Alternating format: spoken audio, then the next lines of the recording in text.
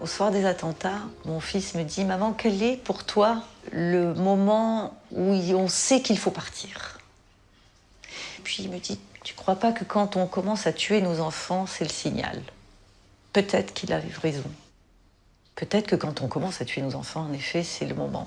Mais bon, on va se dire que on a malheureusement tué d'autres enfants derrière, que tout le monde ne part pas et que notre place sera encore en France. J'ose espérer qu'on ne soit pas obligé de faire un choix. Depuis le début des années 2000, une déferlante antisémite d'une rare intensité s'est abattue sur la France. Alors qu'ils représentent moins d'1% de la population française, les citoyens juifs concentrent à eux seuls plus de la moitié des violences racistes, plus de 500 en 2018. L'antisémitisme d'aujourd'hui rallie les populismes, les extrêmes de tous bords et l'islamisme radical, en recyclant les clichés les plus éculés et en les associant à un antisionisme virulent. Quels qu'en soient ses détracteurs, le juif est presque toujours au bout de la rhétorique antisioniste. La haine accompagne et justifie le passage à l'acte, jusqu'à la tragédie. Sur ces 15 dernières années, 12 Français de confession juive ont été assassinés en France.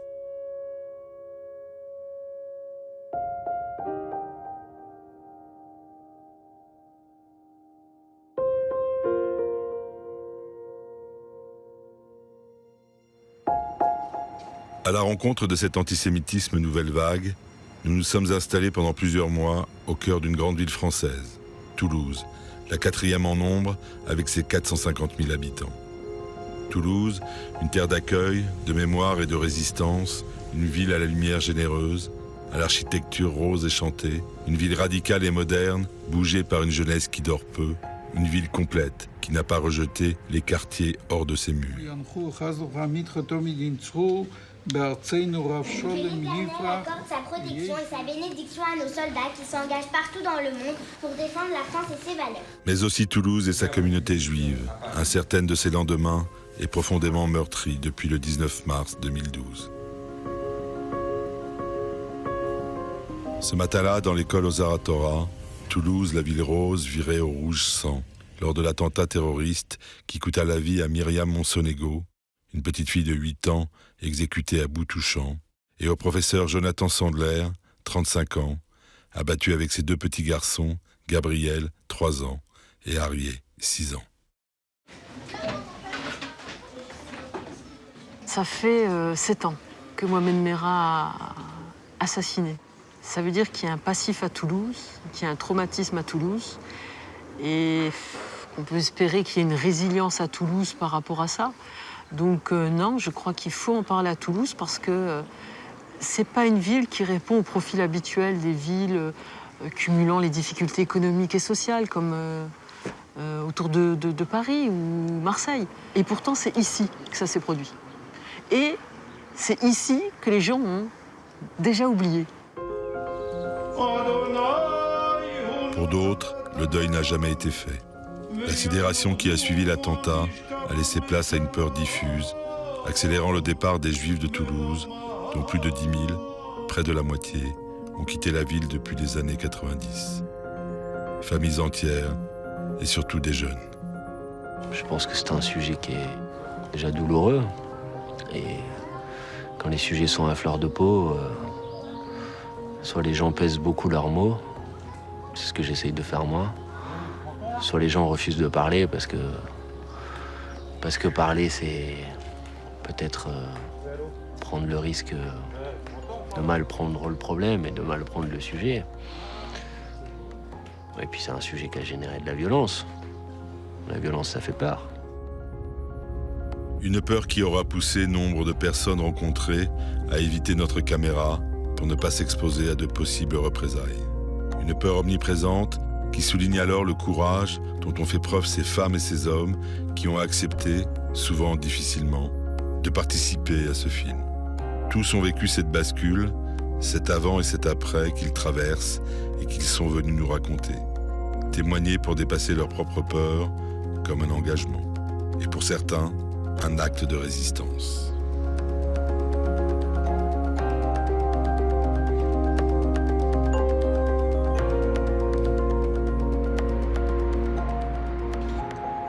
Pour les Juifs de Toulouse, évidemment qu'il y a une peur qui s'est installée chez les gens qui ne sont pas en capacité de se défendre.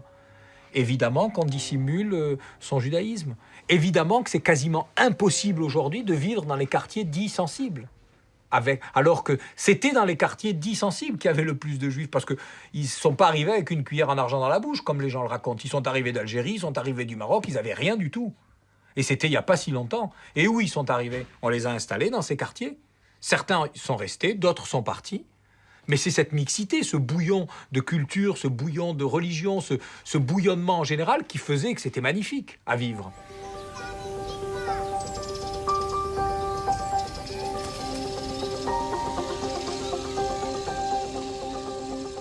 J'ai grandi dans les quartiers qui sont appelés maintenant quartiers défavorisés de Toulouse. Moi je suis une enfant de la cité. Quelle cité? Je suis née à Bagatelle. Moi, j'ai des souvenirs d'enfance où je traînais dans les rues avec mon vélo et on sillonnait le quartier avec des amis. Moi, j'ai grandi dans la rue. J'ai grandi dans la rue, sans problème. Donc l'antisémitisme n'était pas un sujet? Non, non. Non, non, pas du tout.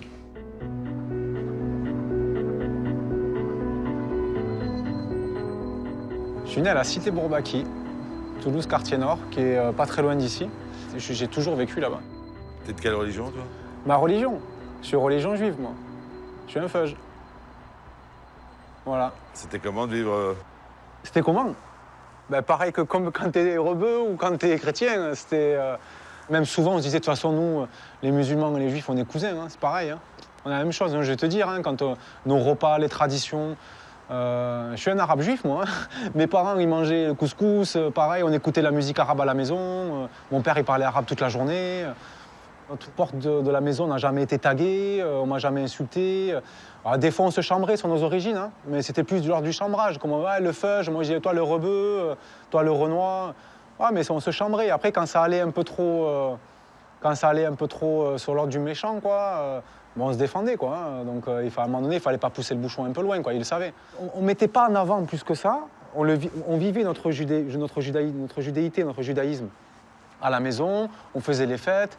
Moi, des fois, je me promenais avec la kippa quand c'était les fêtes pour monter chez mes grands-parents dans la cité. Mais jamais quelqu'un m'a dit sale juif ou quoi. Quand mon père est décédé, on a fait la veillée de mon père à la cité. Tous les gens du quartier sont venus à l'enterrement de mon père, tous.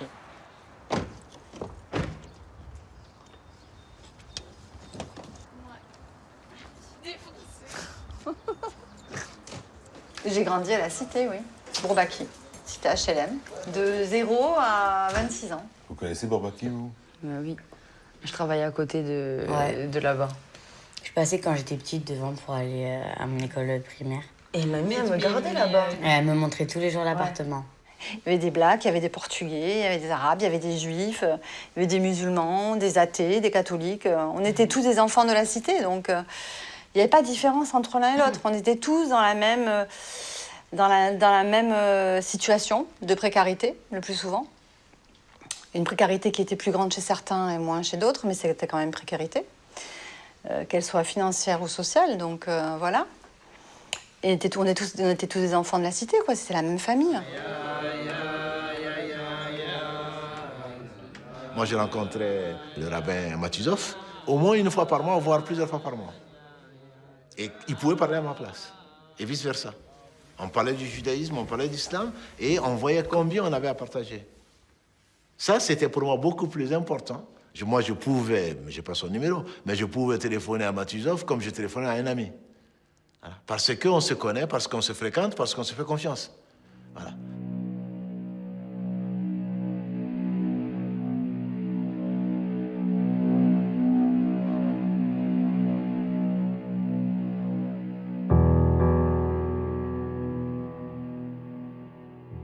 Et puis, il a fallu que 2 générations avant nous, 3 générations avant nous, eh ben, on s'intéresse au conflit du Proche-Orient. Israël est un département grand comme la Haute-Garonne. Et qu'on dise que c'était la pierre angulaire de toutes les confrontations, de tous les rapports humains, etc. Et on a des gens qui étaient des musulmans, amis de ma famille, amis de plein de gens, qui se sont retrouvés pris en otage par ça. Mais alors les Juifs, n'en parlons pas. Mais aussi des amis musulmans qui se sont retrouvés, où on leur disait, mais comment... ça a faussé les rapports. Et on a construit des digues et des murs là où il n'y en avait pas. Je soigne une jeune femme, une trentaine d'années. Elle vient d'une famille au départ catholique, assez antisémite d'ailleurs, me dit-elle. Et elle s'est convertie pour épouser un concitoyen, un musulman, très investi. Elle décide de se consacrer à l'accueil de femmes algériennes arrivant dans les années 90. Et il faut savoir que donc il y a eu une guerre civile atroce en Algérie, avec 200 000 morts, et que sont arrivés à la fois des gens qui fuyaient les islamistes et d'autres qui étaient eux-mêmes islamistes. Et elle, étant très pratiquante, a accueilli ces femmes algériennes. Et elle m'a dit quelque chose, et j'aurais dû y prêter attention. Elle m'a dit, mais vous savez, docteur, pour toutes ces femmes qui arrivent, tous les non-musulmans sont juifs. C'est-à-dire que tous les gens qui habitaient en France, mais qui n'étaient pas musulmans, étaient tous des juifs.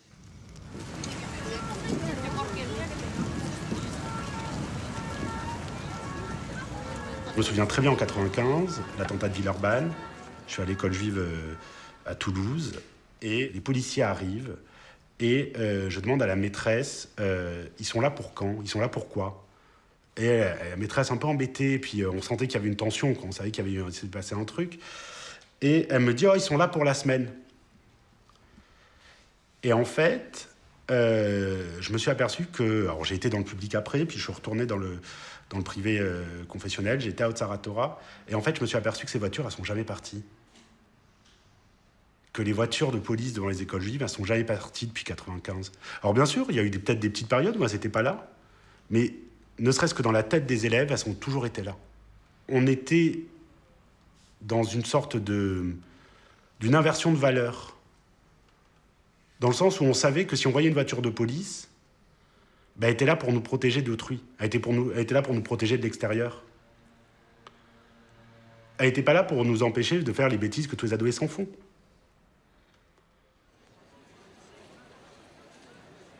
Je suis né à Toulouse. Je suis né d'une famille d'immigrés. À mes 3 ans, j'ai rejoint une famille d'accueil. 13-14 ans, j'étais un peu perdu, je voulais savoir un peu qui j'étais. J'ai fait mes valises et je suis parti. Me voilà dans la vie à Toulouse, livré à moi-même, à me débrouiller pour vivre. Première affaire, juge d'instruction, criminel. 2001, j'ai vu le 11 septembre, j'ai vu des gens qui avaient des photos de Ben Laden en cellule. À partir du moment où Ben Laden il est arrivé à la télé après le 11 septembre, il a dit on va faire la guerre aux juifs et aux cofrades. Mais moi je me suis demandé qu'est-ce qu'il va y avoir des juifs là-dedans. Tu vois ce que je veux te dire? Mais moi je me suis dit mais pourquoi des juifs? Parce que c'est un fonds de commerce, mon frère. J'ai senti une petite évolution après Ben Laden, là, en 2001.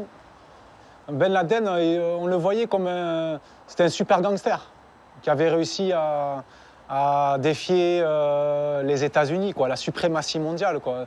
Dans le discours avec mes potes, il n'y avait pas encore de ce discours-là d'extrémiste, d'islamisme radical et tout ça. C'est des choses qui ne nous animaient pas dans nos discussions, si tu veux. On en parlait.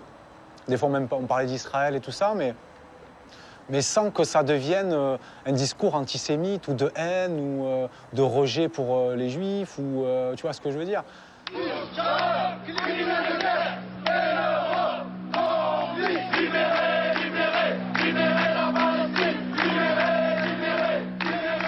Moi, j'ai vu le virage en 2000, oui. J'associe ça, moi, à l'intifada, par le biais de réflexions, d'un petit malaise qui a commencé à s'installer au niveau des enfants qui commençaient à subir quelques réflexions dans les cours de récréation.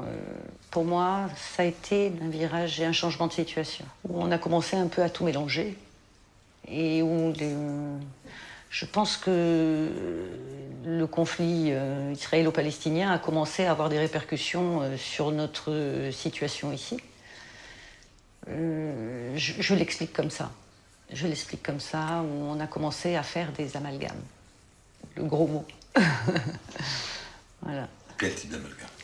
Non, c'est-à-dire que où on a impacté la communauté juive française de la politique israélienne. On a fait subir à la communauté française ce qui se passait en Israël. Voilà ce qu'il reste du jardin d'enfants d'une école confessionnelle juive située près des quartiers nord de Marseille. Le bâtiment préfabriqué a été détruit par un incendie dans la nuit de samedi. L'école juive de Créteil, une salle de classe a été totalement détruite. Voilà l'état dans lequel on l'a trouvée le matin du 31 décembre. Pour l'instant, les auteurs de l'incendie... Je tiens à dire clairement qu'il n'y a pas de poussée d'antisémitisme en France, que rien ne permet d'étayer ces affirmations. 3 agressions depuis le début de ce week-end. À Toulouse d'abord, c'est une boucherie cachère qui a été prise pour cible. La surveillance a été renforcée. Il ne reste rien de la synagogue des Cailloles dans l'un des quartiers est de Marseille. La police judiciaire a été chargée d'une enquête. La petite communauté qui fréquentait cette synagogue est après l'incendie du lycée juif de Gagny en Seine-Saint-Denis. Moi, je vois le tournant de notre pays quand on découvre les chiffres des actes antisémites dans notre pays sous le gouvernement de Lionel Jospin. 500 actes antisémites en France, 600, plus encore. Et là, paralysie du gouvernement. On a dit, mais qu'est-ce qu'ils attendent pour réagir? Il y a un problème grave, et c'est un nouvel antisémitisme. Nous, comme on est touché au cœur, on le réalise immédiatement, on le diagnostique immédiatement. On sait quelles sont les causes. Les causes, c'est un échec de l'intégration de l'immigration maghrébine et une sensation, au départ, d'une population à 2 vitesses, où nous serions, entre guillemets, nous, je dirais, l'incarnation des privilégiés de toute une société française. Hein, nous serions la pointe d'élite de toute une société française qui a tout. Et puis cette immigration maghrébine qui n'arrive pas à s'intégrer dans le pays. C'est dans les années, là aussi, fin des années 80, etc. Il n'y arrive pas et donc il faut un bouc émissaire. En France, en Europe, l'antisémitisme a toujours été là. Et le problème, c'est qu'ici en France, il est ancré. C'est pas arrivé au stade de ma génération. Les gens dans les quartiers, de toute façon, ils sont à l'image de la France, même s'ils pensent ne pas en faire partie. Point barre. Ils sont racistes comme la France leur a appris à l'être. Ils sont antisémites comme la France leur a appris à l'être. C'est point barre. Et ils peuvent rejeter tous les schémas qu'ils veulent. Au final, leur propre façon d'agir aujourd'hui, le rejet qu'ils ont de tout ça, c'est le rejet qu'ils ont subi depuis qu'ils sont petits. C'est aussi simple que ça. Rajoute ça, les conflits israélo-palestiniens, des gens, des forces qui viennent en sous-main, des faux prêcheurs, des faux imams. Rajoute ça, nos propres frustrations. On te dit en France, il n'y a que les juifs qui réussissent. Ça résonne dans la tête d'un mec qui grandit. C'est les Français eux-mêmes qui disent ça. C'est pas nous. Tu vois ce que je veux te dire? En France, on te dit, les juifs, c'est les show business, c'est l'argent, c'est la finance, c'est la banque. Point barre.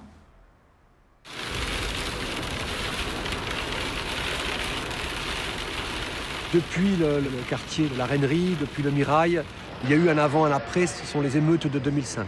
Après 2005, on a senti que le climat se tendait. On a entendu parler de Dieudonné.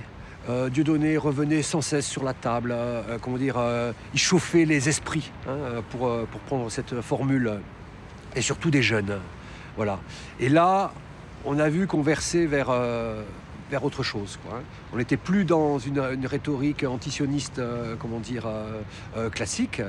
On était dans autre chose et Et donc, moi, je l'ai perçu. Je l'ai perçu et je me souviens même d'un témoignage d'un jeune stagiaire qui travaillait avec nous et qui nous a dit, qui nous a alertés sur cette question, quoi. Voilà. Où il n'était plus question, de défendre la cause palestinienne. Il était question de casser du juif. Et je pense d'ailleurs à un Palestinien qui disait, mais est-ce que toutes les personnes qui défendent mon pays le font par amour de mon pays ou ils le font par haine du juif?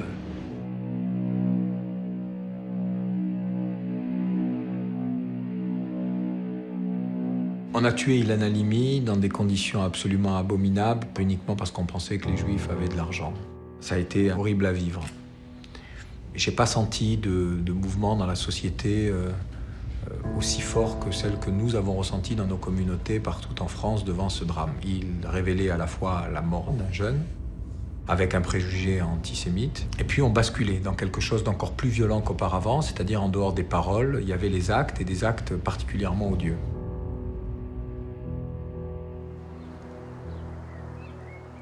Dans les périodes précédentes de l'attentat, est-ce qu'on a peur? Est-ce qu'on pressent quelque chose? Moi, j'ai pas senti de... Oui, il y a eu Ilan Halimi, mais c'est comme partout, si tu veux. Il se passe un truc, il y a un acte antisémite, on est là, on est frères de sang, on compatit, on sent qu'il y a quelque chose qui se passe. Mais tu te dis comme tous les êtres humains, mais oui, mais ça s'est passé là, mais ça se passera pas là. Mais ça s'est passé là. Quand on voit la violence avec laquelle le tueur a attrapé une petite fille par la queue de cheval pour tirer une balle dans la tête, qu'est-ce qui présage des mois ou des semaines avant? Rien ne présage une telle barbarie.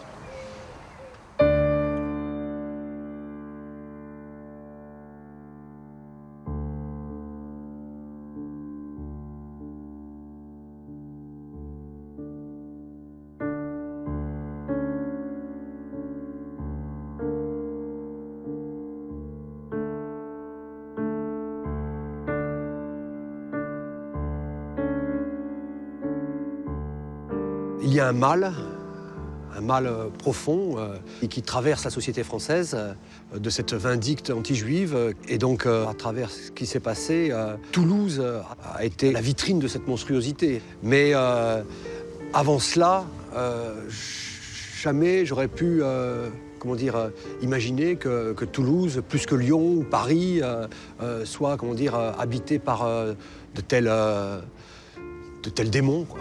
Voilà.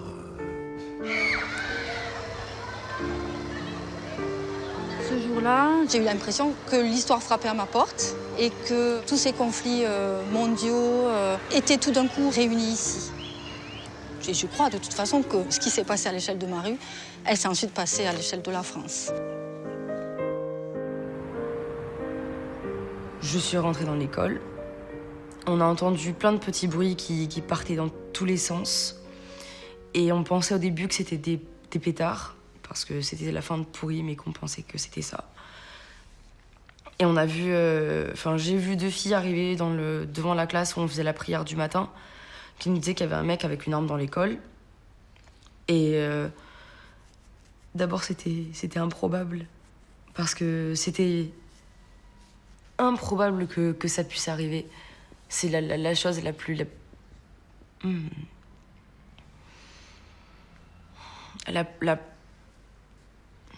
Attends.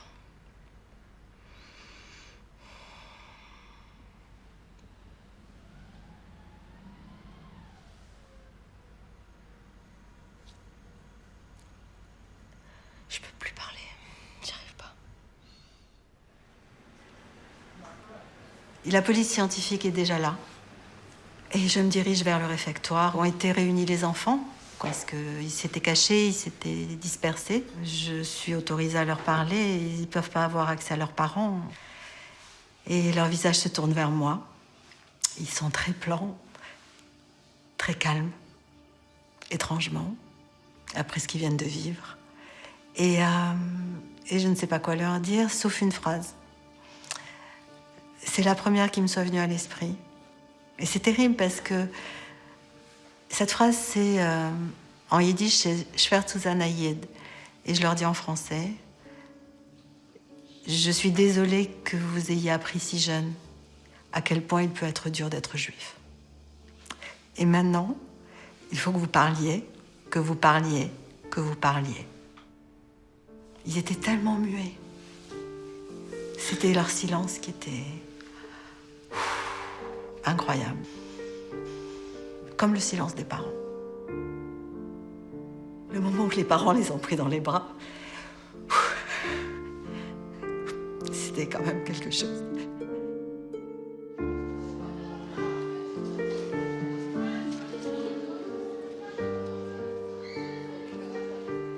Et puis là, ça a été cette immense sidération. Je pense que les élèves n'ont pas tout de suite compris que c'était des gens comme eux, des enfants qui avaient été assassinés. Ils ont vu le côté « on parle de Toulouse à la télé ». Et puis tout de suite le côté aussi un peu fanfaron, mais fanfaron factice.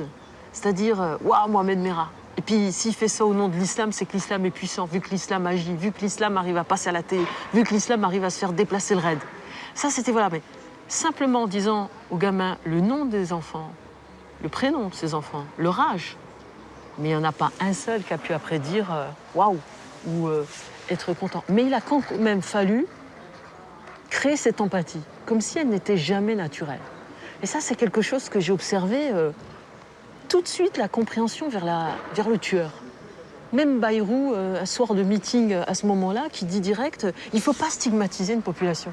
Mais c'est lui qui crée le lien entre les Arabes, les musulmans, et cet assassin d'enfants, Mohamed Merah. On ne lui demandait pas de faire le lien. Ça, personne ne pensait à incriminer tous les musulmans. C'était un acte tellement monstrueux, tellement monstrueux. Ah. Eh ben non, cette empathie, on a l'impression que quand ça touche quand les victimes sont juives, on a l'impression qu'il faut la construire. Elle n'est pas spontanée. Elle vient dans un deuxième temps. Elle vient comme une construction intellectuelle. Alors que non, elle doit être spontanée, pleine, entière, totale, sans discussion, indiscutable. Au lendemain des attentats, est-ce que Matuzov, par exemple, vous lui avez exprimé votre solidarité? 2012, je ne peux pas, je me souviens vraiment pas. Je ne pense pas l'avoir fait, mais moi je retournais la question. Ça c'est Toulouse même, effectivement. S'il y a eu quelque chose sur Toulouse, un événement, est-ce qu'on nous a contactés? Donc voilà, la question elle est là aussi. C'est-à-dire qu'on n'a pas de... Pas tous les jours trois enfants qui meurent. Même un seul suffit. Voilà, mais ce que je veux dire par là, c'est que s'il n'y a pas de relation téléphonée pour dire je suis solidaire avec vous, moi j'y crois pas. J'ai été confrontée à des réactions qui m'ont surprise et qui m'ont blessée. Il m'est arrivé de discuter avec des personnes qui disaient ben oui, mais moi, dans ma rue, il y a une prostituée qui est morte et personne n'en a parlé autant. Évidemment, il y a eu la question du conflit israélo-palestinien. Et moi, ce que je ressentais, c'est qu'en fait, pour moi, il devenait secondaire. Il était importé ici et que dans ce qui s'était passé, pour moi, ça n'avait pas lieu d'être. Mais autour de toi? Autour de moi, on en a débattu. Et moi, j'ai essayé d'expliquer qu'en effet, c'était pas la même chose. Et que c'était peut-être un alibi ou une instrumentalisation. Et qu'en effet, on pouvait continuer à dénoncer la politique de Netanyahou, tout en étant en empathie avec des enfants qui s'étaient fait assassiner parce qu'ils étaient juifs. Tu as entendu des gens pouvant justifier ou expliquer ou... Non, pas justifier, pas parmi mes amis. Non, expliquer. Oui, en essayant d'essayer de remonter d'où ça venait, pourquoi c'était si présent. Oui, oui.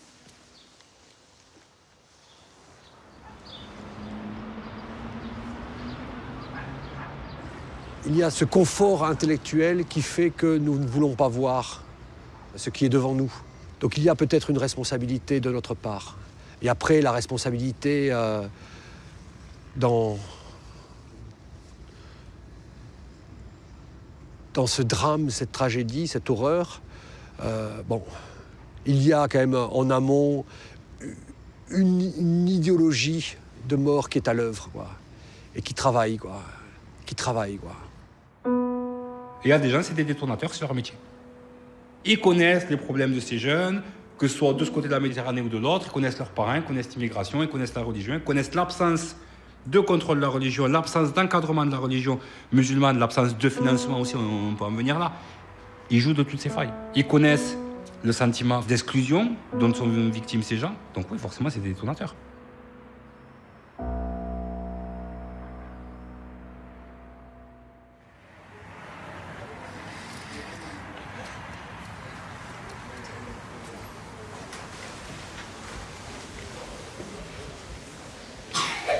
La plupart des musulmans sont tombés nus.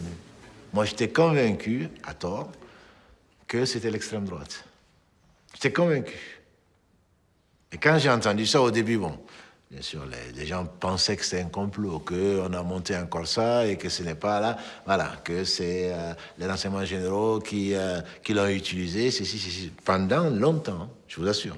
Et jusqu'à présent, d'ailleurs, même le 11 septembre, là, les gens continuent à penser que c'est un complot. Parce qu'ils n'en croyaient pas leurs oreilles.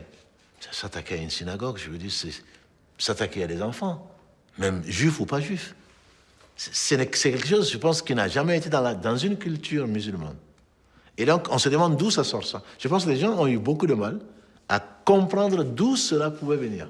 Et donc, ça les met en cause. Ça veut dire qu'on est dans les quartiers, finalement, on découvre, comme tout le monde, le mal qu'il y a chez nous ou en nous. Sans pour autant et ça, je pense que les gens continuent à essayer, de comprendre comment se fait-il que nous avons mis au monde des gens qui ont compris ça parce que c'est un échec. Je pense que ces motivations, c'est d'abord l'antisémitisme, cette espèce de jalousie, cette espèce de frustration, cette espèce d'échec. Voilà, c'est d'abord ça. Et après, on y ajoute une motivation géopolitique quasi, je dirais, c'est une coquetterie. C'est pas ça la réalité de sa motivation. La motivation, c'est pas le sort des Palestiniens. Sinon, ce serait, il tuerait tout le monde. Il tuerait pour le sort des Syriens, il tuerait pour le sort du Daghestan, du Timor oriental, il tuerait pour tout le monde. Il tuait pas pour ça. Il tuait parce qu'il était antisémite. D'ailleurs, quand on s'insurge aujourd'hui sur le conflit du Proche-Orient, c'est parce que ce sont des juifs qui sont en face des musulmans palestiniens. Parce que sinon, est-ce qu'on s'insurgerait contre les chiites quand ils tuent des sunnites? Est-ce qu'on s'insurgerait contre les chrétiens ou les hindous quand ils tuent d'autres musulmans? Non. C'est parce que ce sont des juifs. Donc, le terreau, la motivation principale, c'est l'antisémitisme. C'est pas d'aimer tel ou tel frère musulman.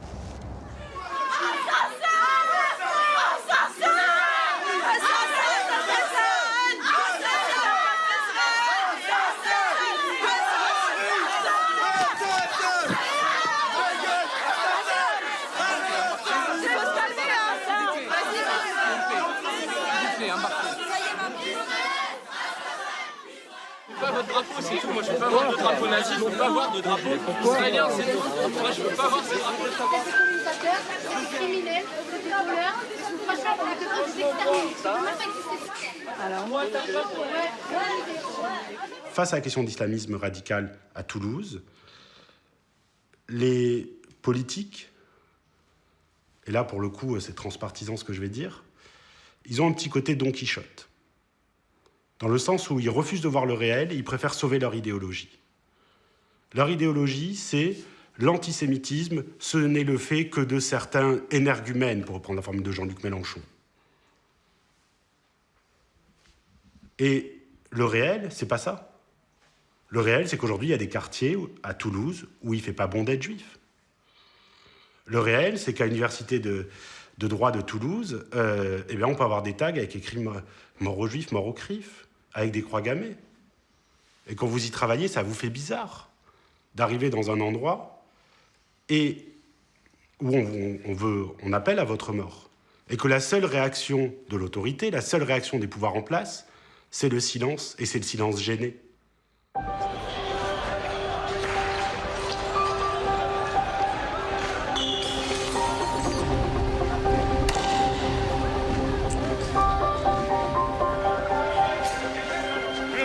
Mes félicitations à la jeunesse de ma patrie qui a su se mobiliser en défense des malheureux victimes de crimes de guerre à Gaza. Ils ont su se tenir dignes. et incarné mieux que personne les valeurs fondatrices de la République française. Ces valeurs sont que nous sommes toujours du côté du faible et de l'humilié, parce que nos valeurs, c'est liberté, égalité, fraternité, pas la paix aux uns, la guerre aux autres. Nous ne croyons pas au peuple supérieur aux autres. Je voudrais dire au CRIF que ça commence à bien faire. Les balayages avec le rayon paralysant qui consiste à traiter tout le monde d'antisémite dès qu'on a l'audace de critiquer l'action d'un gouvernement. Nous en avons assez, je veux vous le dire. J'en ai assez de voir que vous m'accusiez d'antisémitisme. Historiquement, on votait à gauche chez moi. On votait à gauche. On était des inconditionnels de la laïcité. On était des... Non, ma famille était très à gauche. On a voté Mitterrand, on a voté jusqu'à... Oui, on a tous voté à gauche. Jusqu'à ce que la situation se complique pour nous. Après, quand la politique de gauche devenait un petit peu ambiguë vis-à-vis d'Israël. C'est un argument électoral? Ben, quand ça nuit à la sécurité des Juifs en France, oui. Oui. Moi, je vis en France. Je vis en France. Pourquoi m'assimiler à la politique israélienne? Ce qui se passe en Israël ne me regarde pas. Moi, je ne vote pas en Israël. À mon sens, on n'a pas à m'associer à ce qui se passe en Israël. On me prend comme une personne française, juive, avec des convictions qui sont ce qu'ils sont, mais je n'ai pas à être le représentant en France de ce qui se passe en Israël et d'en subir les conséquences. Sous prétexte de condamner la politique d'Israël, on a souvent, comment dire, dans certains milieux de la gauche, on a souvent versé vers un antisémitisme, il faut le dire, quoi. Et c'est vrai qu'on a vu toutes ces dernières années, on a entendu des choses quand même étonnantes, quoi, hein. C'est-à-dire que le nom même d'Israël est devenu un sujet d'aversion, quoi. Et donc il y a une rhétorique antisioniste qui finalement laisse la place à quelque chose de beaucoup plus inquiétant, quoi, hein, qui est la détestation d'Israël, quoi. Et à travers Israël, la détestation, pardon, j'ose pas dire du juif. Regarde l'extrême gauche, qui sont censés défendre les droits, ils sont antisémites, les mecs. On est d'accord? Les mecs, ils sont contre Israël, pire que même nous. C'est un truc de ouf. Voilà. Moi, les premiers trucs, la première fois que j'ai appris le mot sionisme, je devais avoir 13-14 ans. Et à l'époque, il y avait des cabines téléphoniques, tu sais, à carte. Je partais à la cabine téléphonique et tout le temps, quand j'ai téléphoné à cette cabine, il y avait tout un autocollant non au sionisme. Non au sionisme, non au sionisme. Je crois que c'est qui les collait les autocollants comme ça? Mais c'est gens d'extrême gauche. C'est pas des mecs de quartier qui voyaient dans les centres-villes, coller ça sur des... C'est les petits étudiants, ouais, avec leurs pantalons, là. Voilà, tu vois le délire. Non au sionisme. Mais le non au sionisme, aujourd'hui, est devenu non aux juifs. Sans éducation derrière, sans expliquer qu'est-ce que le sionisme. On n'aura jamais expliqué ça. Donc, du coup, ils font les raccourcis, comme les jeunes moins cultivés, on fait les raccourcis. Les juifs, c'est Israël, et Israël, c'est des juifs, et voilà. Toutes les études historiques ont toujours montré que les mouvements d'extrême gauche étaient très proches sur ce terrain-là de l'antisémitisme, de l'extrême droite. Ça va leur déplaire s'ils entendent ça, sauf que c'est une réalité historique et intellectuelle depuis toujours. Et puis, après, je sais que beaucoup d'entre eux, dans la France insoumise et autres, ne sont pas antisémites. Je peux pas, ça n'a pas de sens de dire aujourd'hui que ces gens-là sont antisémites, pas du tout. Ils ont été souvent les premiers à être dans les combats de lutte contre toutes les formes de racisme. Voilà, mais je leur dis juste de faire très attention, parce que parfois noyautés ou parfois tentés par des visions un peu électoralistes, court-termistes, où ils voudraient voir l'électorat des banlieues se substituer à l'électorat prolétariat ou salarié, ouvrier, une opportunité pour survivre politiquement. Je leur dis, faites attention, ne vendez pas votre âme au diable. Il y a des digues infranchissables, comme je disais, il y a des barrières à ne pas sauter, à ne pas franchir. Et il faut rester droit dans ses bottes sur ces questions de valeurs fondamentales qui font notre République et notre histoire. D'abord, moi je crois pas qu'on puisse être de gauche et antisémite. Par principe. Si on est de gauche, on est dans le camp de l'émancipation humaine et on se bat pour l'égalité. Et on se bat pour faire en sorte que l'égalité dans les textes devienne l'égalité dans les faits. Donc s'il y a des gens qui se revendiquent de gauche ou d'extrême gauche, je ne sais pas, moi je considère pas que la France insoumise est d'extrême gauche, et qui en même temps théorisent un discours antisémite, il faut être clair, ils se sont trompés de boutique. C'est pas là qu'il faut venir. Ça, je crois que c'est assez clair. Maintenant, est-ce que une partie de la gauche ou l'extrême gauche a une forme de complaisance avec l'islamisme radical? C'était ça votre question.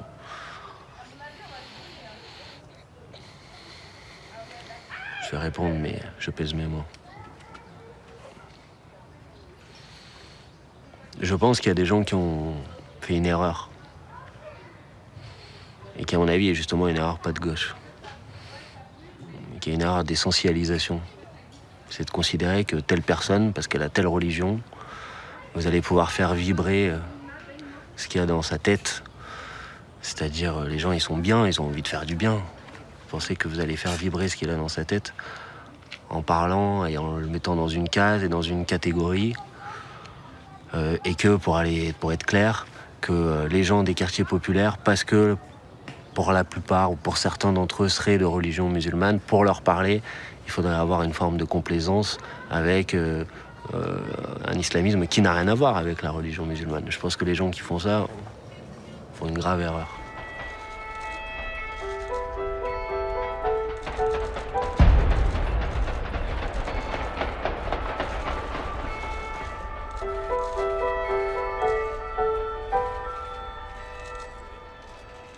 À partir de quel moment peut-on qualifier un crime d'antisémite? Le 4 avril dernier, Sarah Halimi a été tuée dans son appartement de Belleville dans des conditions particulièrement atroces. Santé Mireille, viens prendre ton verre. Mireille Knoll avait 85 ans. Ce 23 mars 2018, son corps a été retrouvé par les pompiers dans son appartement à moitié ravagé par les flammes, assassiné à coups de couteau. Peut-être plus qu'un sentiment d'abandon, c'est un sentiment d'incompréhension. C'est un sentiment d'incompréhension parce que je me dis, parfois, ne serait-ce que nommer les choses, c'est impossible. Ne serait-ce que dire, bah ouais, là, on est face à de l'antisémitisme, clairement. C'est impossible. Et cette incompréhension-là, elle ne conduit même pas à un sentiment d'abandon, mais c'est plus un sentiment de colère.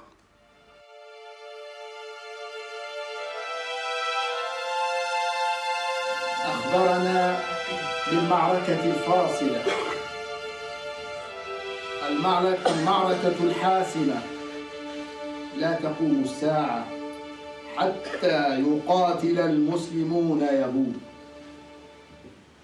فيختبئ اليهودي وراء الشجر والحجر فيقول الشجر والحجر يا مسلم يا عبد الله هذا يهودي خلفي تعال فاقتله إلا الغرقد فإنه من شجر اليهود أو كما قال عليه الصلاة والسلام حديث رواه الإمام مسلم وهذه نبوءات موجودة عند النصارى وعند اليهود.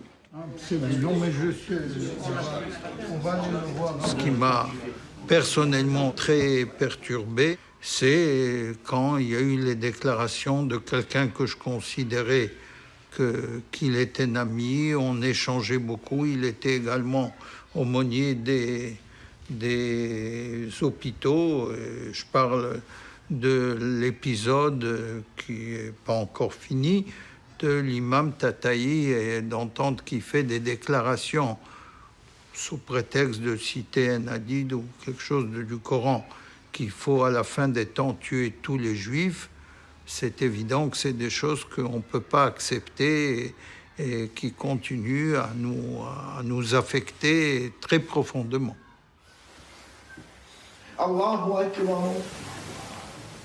La question, elle n'est pas tant qu'il l'ait fait. Et c'est comment il a pu se permettre de le faire dans... Honnêtement, je ne sais pas ce qui est arrivé. Je ne sais pas comment c'est arrivé. Et je ne comprends pas et personne ne comprend. Voilà, c'est tout ce que je peux vous dire. J'en ai discuté avec beaucoup, personne ne comprend. Qu'est-ce qui est arrivé? Honnêtement, je ne sais pas. Et je ne l'ai pas vu, même de vue, depuis des années. Pour tout vous dire. Mais intellectuellement parlant, comment arriver, dans quel contexte il a dit, je vous dis, je ne l'ai pas écouté. Mais personnellement, je le ferais, je ne l'aurais pas fait. Et je n'ai vu personne qui le ferait. Voilà. Est-ce que le juif, dans vos prêches, a une place? Est-ce que vous en parlez? Bien sûr que j'en parle. Heureusement. Heureusement que j'en parle. Moi, quand je parle de juifs, je veux dire, on ne peut pas parler d'islam sans parler de juifs. Parce que le Coran fait beaucoup de références à ça. Mais souvent, ce n'est pas malheureusement ce que l'on va prendre, des gens qui ont désobéi à Moïse, etc., etc. Mais c'est souvent Moïse qui, comme vous le savez très bien, c'est le prophète le plus cité dans le Coran. Et ça me donne justement, quand je jeûne moi-même, j'appelle les gens à jeûner, les jours, par exemple, c'est pas forcément les mêmes dates, donc de Ashura, par exemple la sortie d'Égypte, etc. Il y a combien de références? Je dirais, si on enlève Moïse, Jésus et les fils d'Israël du Coran, il ne va pas rester grand-chose. Donc je ne peux pas ne pas en parler.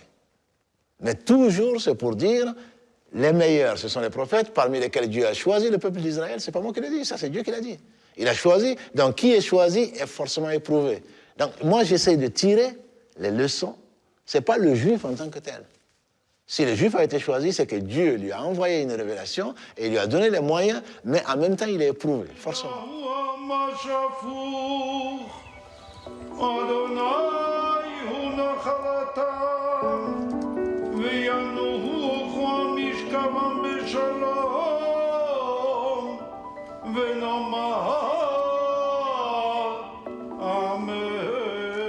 Je veux que notre communauté soit mieux armée pour affronter les dangers. Donc sécuriser nos bâtiments, se préparer au pire, à de nouveaux attentats. Et donc je veux que ma communauté soit organisée de cette façon. J'ai conscience que je suis un président du CRIF qui a pour vocation à gérer une partie d'un déclin. Je ne vois pas comment on peut inverser la tendance. Donc je fais en sorte, et je veux faire en sorte à l'avenir, que les choses se passent le mieux possible, le plus longtemps possible et le mieux possible. Mais évidemment, si vous me posez la question de savoir si je suis optimiste ou pessimiste, je suis évidemment pessimiste. Pas évidemment pessimiste parce que juif, évidemment pessimiste parce que responsable d'une communauté dans laquelle il y a de plus en plus de départs et de moins en moins de confiance et d'espérance dans ce pays.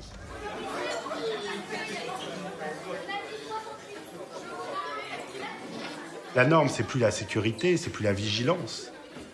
Aujourd'hui, la norme, c'est la peur. Aujourd'hui, tous les parents qui mettent leurs enfants à l'école juive se posent la question. Et la question qui se pose, c'est pas de savoir quelle sera la nature du goûter. La question qui se pose, c'est pas de savoir si les sorties scolaires, elles seront sympas. La question qui se pose, c'est de savoir si l'école, si la vitre de la classe, elle est blindée, et si elle est blindée, elle arrête quoi? Je veux dire, le jour où moi j'ai vu des amis à moi qui ont des enfants me parler de verre NATO, c'est le verre blindé qui est utilisé dans les ambassades, je me suis dit qu'il y avait un vrai problème à Toulouse et qu'on a un vrai problème en France. Si on est obligé de protéger des enfants de 3 ans, ou des enfants de 2 ans, ou des enfants de 5 ans, ou même des enfants de 18 ans avec du verre blindé, c'est qu'on a franchement raté quelque chose.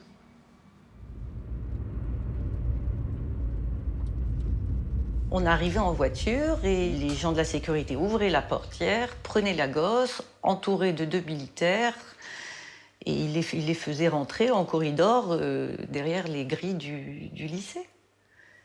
La première fois, je me suis arrêtée, j'ai déposé ma fille, j'ai essayé une petite plaisanterie pour décontracter un petit peu la situation. Je me suis arrêtée 10 mètres plus loin et j'ai pleuré.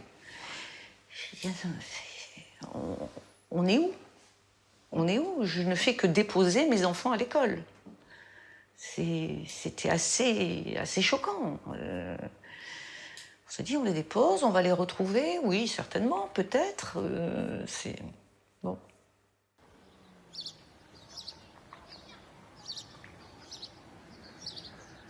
Moi, mes enfants grandissent avec des militaires devant leur porte. Donc c'est toute la rue qui est impactée. C'est pas seulement l'école juive. Donc ce que vivent les personnes juives, les autres personnes autour, en fait, le vivent aussi. Il ne faut pas se leurrer et croire que ça concerne que les personnes juives. On est tous impactés. Et ce que je ne veux... Dans la rue. Oui, mais à l'échelle d'une France, on est à côté. Mais donc c'est se mettre des œillères pour moi. C'est se mettre des œillères. Qui se met des œillères? Nous tous.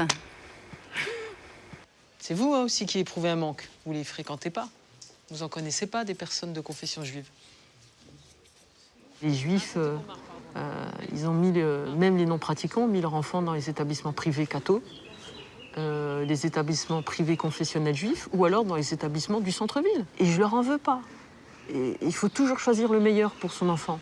Mais la conséquence inattendue, c'est que ce sont des parents laïcs qui ont mis leurs enfants dans des établissements confessionnels religieux et qui vont donc avoir des enfants plus pratiquants que eux ne l'étaient, et juste pour les protéger. Et je trouve ça terrifiant. Terrifiant, et quand j'en parle à mes élèves, eux-mêmes, ils gardent le silence et ils se disent « Mais c'est vrai, comment ça se fait qu'il n'y a pas de juifs ?» Alors j'ai une élève qui me disait « Mais ils se cachent. Ou alors ils sont discrets. » Et un autre lui dit « Mais pourquoi ils se cachent et ils sont discrets ?» Donc ça les travaille. Et après, ils se rendent compte « Oui, c'est vrai. » Ils peuvent identifier plein de communautés, de la diversité de partout, mais non, ils ne connaissent pas de juifs. Est-ce que vous mettez toujours votre étoile jaune? Est-ce que dans votre école juive, il y a une femme voilée qui arrive? Qu'est-ce qui va lui arriver? Qu'est-ce qui va se passer si genre... Est-ce que vous êtes pour la laïcité? Si vous êtes pour, vous nous expliquez pourquoi? Vous avez réagi comment quand vous avez appris ce qu'ils avaient fait, le gang des barbares? Comment on appelle vos chefs chez le juif? Le chef de la religion. Alors, Enzo? Est-ce que lors de votre jeunesse, ou même il n'y a pas longtemps, est-ce que vous aviez peur que quelqu'un vous agresse à cause de votre religion Votre religion célèbre, qui sont juifs. Vous avez dit Gad Elmaleh, c'est un comédien juif, mais il n'a pas eu du mal à être célèbre. Il y a une nécessité, c'est d'être le plus discret possible sur son appartenance religieuse, je dirais, affichée. Alors oui, il y a des familles qui ont été contraintes de retirer la fameuse, vous savez, la mezouza, ce petit parchemin qui est à l'entrée des maisons pour protéger les maisons. D'autres ont été contraints, obligés de mettre des casquettes pour ne pas afficher une kippa. J'ai été amené souvent à assurer la protection de mes rabbins qui circulaient Shabbat parce qu'ils étaient insultés ou crachés dessus dans la rue. J'ai été contraint à déménager beaucoup de familles des quartiers dits sensibles, et parfois même pas dans des quartiers sensibles, dans des résidences, dans des communes aux alentours de Toulouse, parce qu'elles vivaient un antisémitisme et que donc elles étaient obligées de se cacher, ou que dès lors qu'elles étaient dévoilées, comme si c'était le drame, elles avaient une vie très difficile. Donc oui, je constate de plus en plus la nécessité d'un judaïsme clandestin. Je constate de plus en plus la nécessité, pour améliorer la qualité de vie et éviter de subir les insultes, de ne pas être un juif, je dirais, sur la place publique.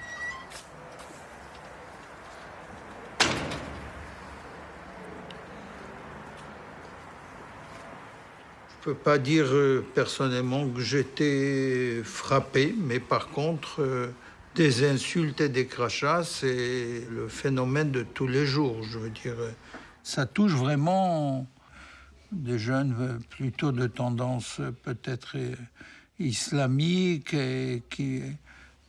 Ça m'est arrivé de m'arrêter et de leur dire oui, Allah Akbar, oui, il est grand le Dieu. Et là, ils deviennent eux-mêmes tétanisés. Quand j'ai vu qu'ils ne sont pas trop dangereux, ils me crient Allah Akbar, j'ai dit oui, il est grand. Oui, il est grand. Qui? J'ai dit le Dieu. Et là, où ils se sauvent parce que... Ou alors, quelques-uns, ça m'est arrivé qu'ils se sont arrêtés, j'ai commencé à discuter avec eux, etc. Ils sont confondus en excuses qui ne savaient pas trop eux-mêmes ce qu'ils disent, etc. Ils ne savaient pas qu'on pouvait me parler. Personne n'est sommé, n'est obligé de se fondre dans la masse. Le foulard n'est pas interdit dans la rue. Et la kippa ne devrait... les gens ne devraient même pas ressentir ce sentiment d'avoir peur. C'est un sentiment qui avilit, qui salit. Et ça veut dire que vous sentez que vous n'êtes pas à votre place et qu'on ne vous protège pas. C'est terrible. Donc quand j'imagine ce qu'ils doivent ressentir, mais je suis écœurée. Et j'ai honte. Et j'ai honte. Ça me fait souffrir pour mes compatriotes. C'est mes compatriotes. Personne n'a le droit de souffrir autant et de se dire « mes enfants sont en danger, je suis obligée de quitter mon pays ».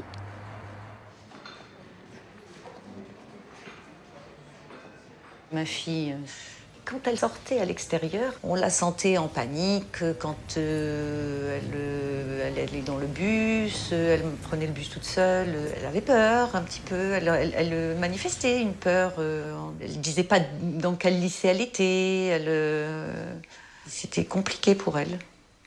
Dire que ma fille est partie en Israël à cause de ça, je pense qu'on n'en est pas loin.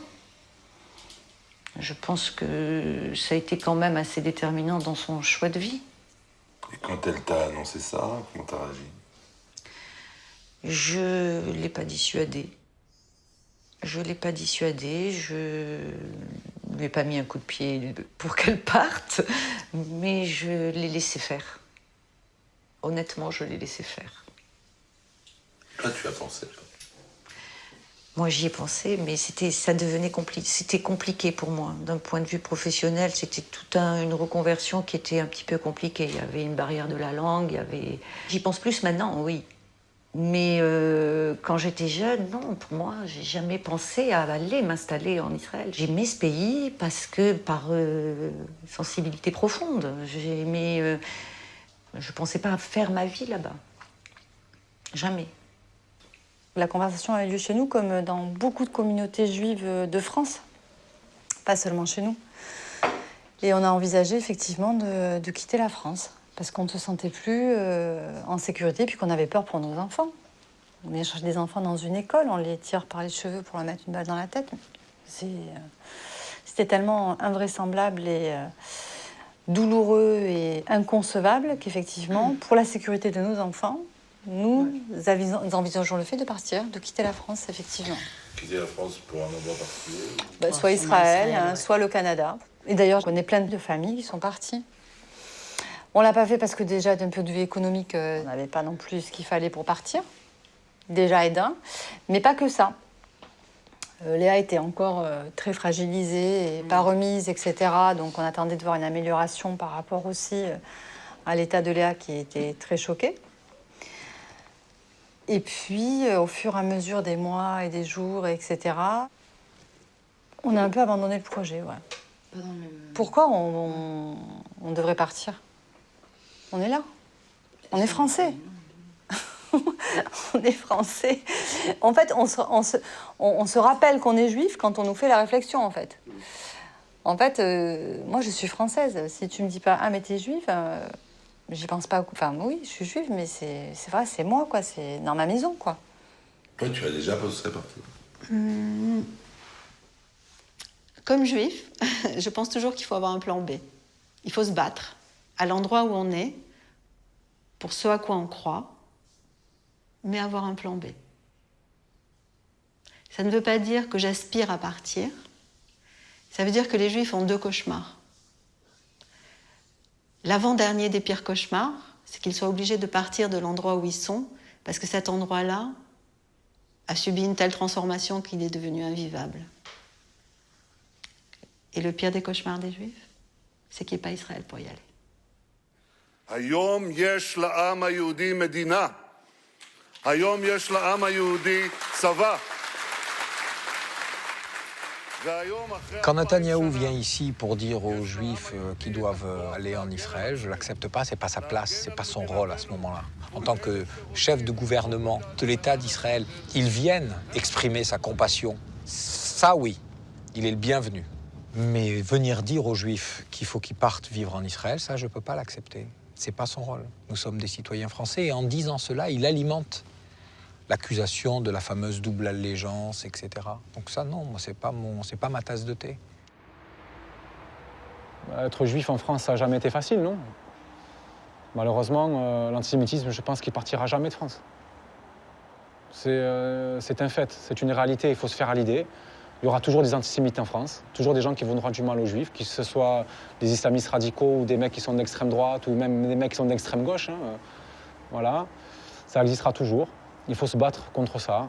Il faut montrer que nous, les juifs, on vit avant tout en tant que Français, citoyens français qui apportent leur pierre à l'édifice de l'État français, au même titre que les autres.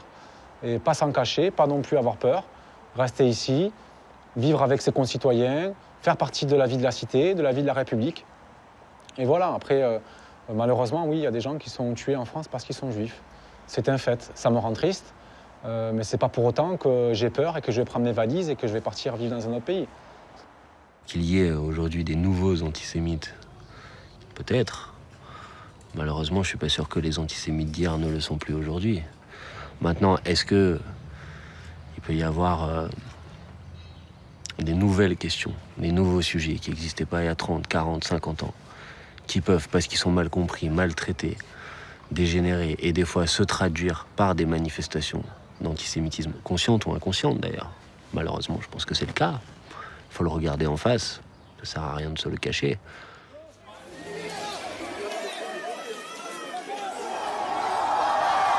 J'ai reçu un caillou, un gros, joli caillou sur la main. Et il me dit, sale bourgeois, sale juif. Qu'est-ce que ça vient faire, ça, dans une manifestation de revendication? Il s'est passé des choses assez graves cette année. Il y a eu une explosion des faits antisémites, pas spécifiquement à Toulouse. Mais de toute façon, ce qui s'est passé, c'est tellement grave qu'il faut en parler. Et puis, dans le quartier, les élèves que j'ai en face de moi, voilà, ça pourrait être un sujet. Parce qu'il faut s'y attaquer, parce que c'est quelque chose qui est aussi très présent, ancré culturellement, il faut le dire, dans notre culture arabo-musulmane, sans que pour autant ça débouche sur des envies de meurtre ou de violence, soyons clairs là-dessus. Donc il faut encore en parler aux élèves, et quand on en parle aux élèves, ça fonctionne. Ils se rendent compte que des fois des expressions leur échappent. Youdi, t'es démon en arabe, ça veut dire t'es juif, ou alors fais pas ton juif. Mais eux, ils associent pas ça à quelque chose de dangereux ou quelque chose d'ancien. C'est pas l'antisémitisme d'extrême droite qui a fait écrire des choses horribles, là, genre les Judenraus, tout ça. Ça, c'est pas du tout. Mais il y a quand même quelque chose de culturel qui fait que ça reste... que ça se banalise si on n'en parle pas. Ça doit jamais être banal. Même si ça prête pas à conséquences physiques, ça doit jamais être banal.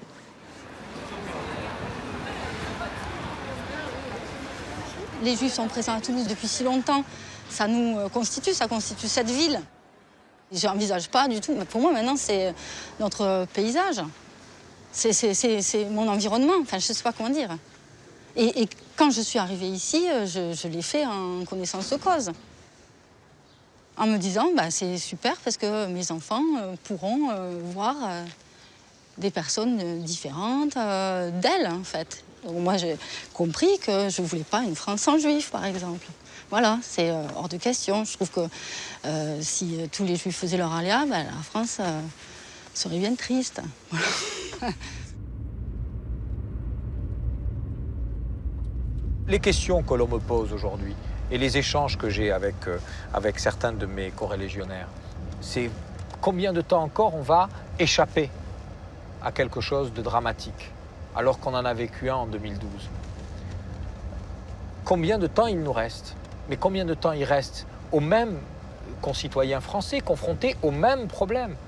À celui-là, je dis, le sort des Juifs est ton problème. Pas parce qu'ils sont juifs, parce que si eux reculent, parce que si on les attaque et que vous ne faites rien, si on les attaque en tant que tels, alors c'est vous qu'on attaquera après pour autre chose. Et c'est un discours qui n'est pas innovant de ma part. C'est le discours que tous les gens sensés tiennent depuis toujours. Un pays qui s'est attaqué à ses juifs, s'est attaqué ensuite aux homosexuels, s'est attaqué aux femmes, s'est attaqué aux minorités visibles, aux handicapés, etc., etc. Est-ce que c'est le pays que l'on veut ? Est-ce qu'on a traversé toute cette histoire dans ce pays pour avoir à ce point envie de reculer?